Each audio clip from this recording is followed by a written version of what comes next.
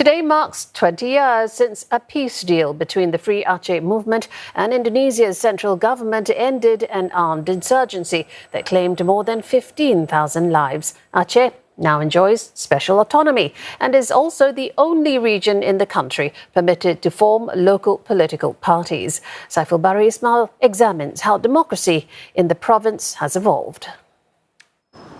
The Free Aceh movement, or GAM, drew support from all walks of life, including many women. Asnidar was a member of Inong Bale, the women's armed wing of GAM. Inong Bale means war widows in Acehnese, but the group also included married women and young girls. Asnidar was only 15 years old when she joined the movement. Her father was a GAM commander and the family had no choice but to flee the village to avoid being killed by the military.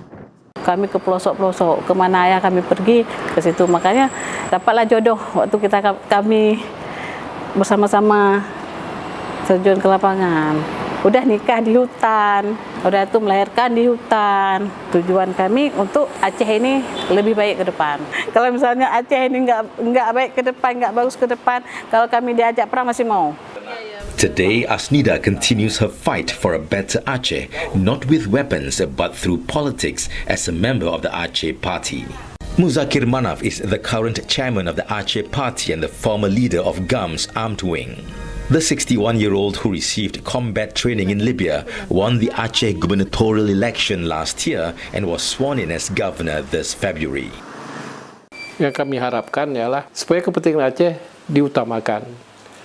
Apa saja yang Aceh inginkan, Aceh perlukan, yaitu gimana? Kesejahteraan. Kita lihat Aceh pengangguran yang begitu banyak ya. Sebenarnya misi visi kami dalam memerintah ke masa 5 tahun ke masa depan.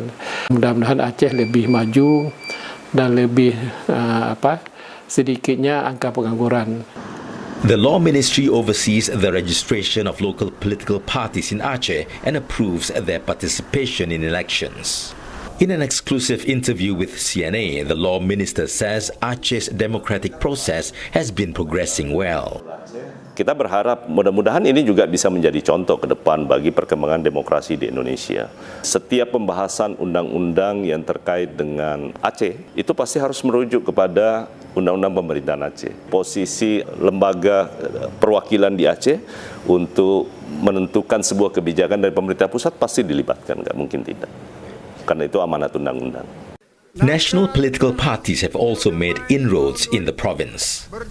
In Aceh's parliament, 9 national parties hold 55 of the 81 seats. Pada pemilu 2019 dan 2024 ini sudah mulai tumbuh sistem demokrasi yang berimbang. Dan partai nasional yang paling tidak pernah ada suara di Aceh, misalnya partai PDI Perjuangan, mereka bisa dapat kursi. Itu jarang terjadi ya di parlemen. Artinya, saya mau katakan demokrasi di Aceh ini sudah semakin dewasa. Many young Acehnese are also increasingly more open to politics. Aceh's future lies in the hands of a generation born after the conflict, many of whom are too young to recall the violence that once gripped the province. As future voters and leaders, they will play a pivotal role in shaping Aceh's path forward. While the younger generation still respect the peace legacy, they are increasingly focused on performance, inclusivity, and accountability. Bagi saya, kalau misalkan saya open mind, bagi siapa saja yang berhak, yang mampu untuk mengelola Aceh, kenapa enggak? Tidak mesti itu dari ex-GAM, siapapun itu ya berhak untuk memimpin Aceh. Aceh's future won't be defined by the shadows of its past, but by how its people, especially its youth, carry that legacy forward. On fields once silenced by conflict, young Acehnese now chase different goals. They dream not of war, but of opportunity, aiming high and hoping to score for a more just, peaceful and prosperous tomorrow.